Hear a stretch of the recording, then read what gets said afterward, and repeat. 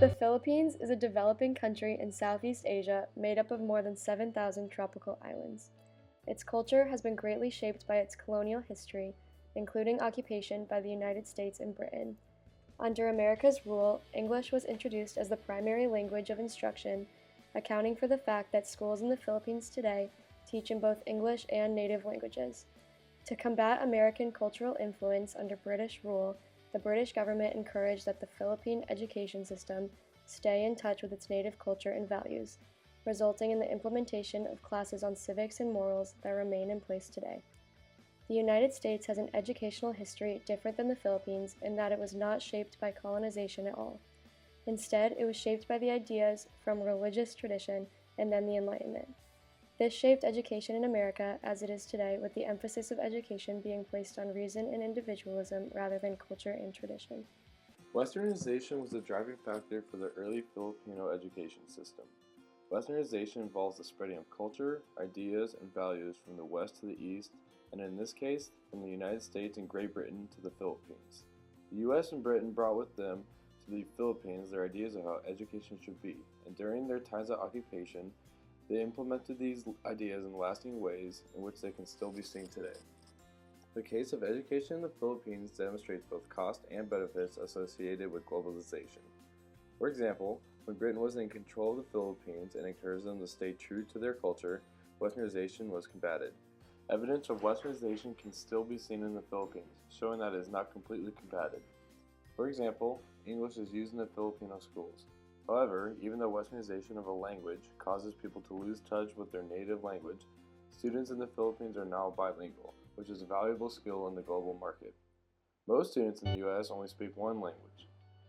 Another cost of globalization in this case study is with globalization comes the spread of the digital revolution, which has been causing the shortening of attention spans due to increased amount of time spent on technology like computers and phones. In a study of higher education in the Philippines, it was found that professors in high-level colleges said that they can only lecture for 15 to 20 minutes before losing their students' attention.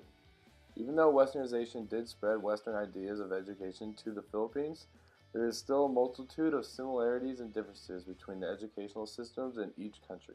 In both the U.S. and the Philippines, the mass majority of students attend public schools. However, in the Philippines, attending private schools is the only way to get into higher education, whereas in America, the public school system allows for entry into higher education. This suggests that the public school system in America is stronger than that in the Philippines. However, they are hard to compare because the teaching strategies and subject material differs between the countries. Subject matter in the Philippines includes history, tradition, and how to be a proper citizen. This is evident in the film Digital Nation, where computer manners were taught to students at a young age because the teachers want the students to know how to properly use the technology that will be a part of their future careers. Contrarily, in America, the educational system teaches kids to climb to the top of society in order to make the most money when they are older. This is a result of the culture of capitalism in America, where accumulation of wealth is the greatest value. Kids are taught in schools that their future worth is determined by the amount of wealth they will be able to acquire.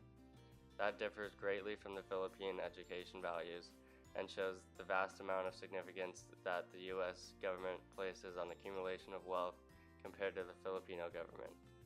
Conclusively, the cross-cultural case study of education in the Philippines and the U.S. demonstrates hybridization of culture because the Filipino education system has maintained its cultural identity while implementing certain Western values and practices.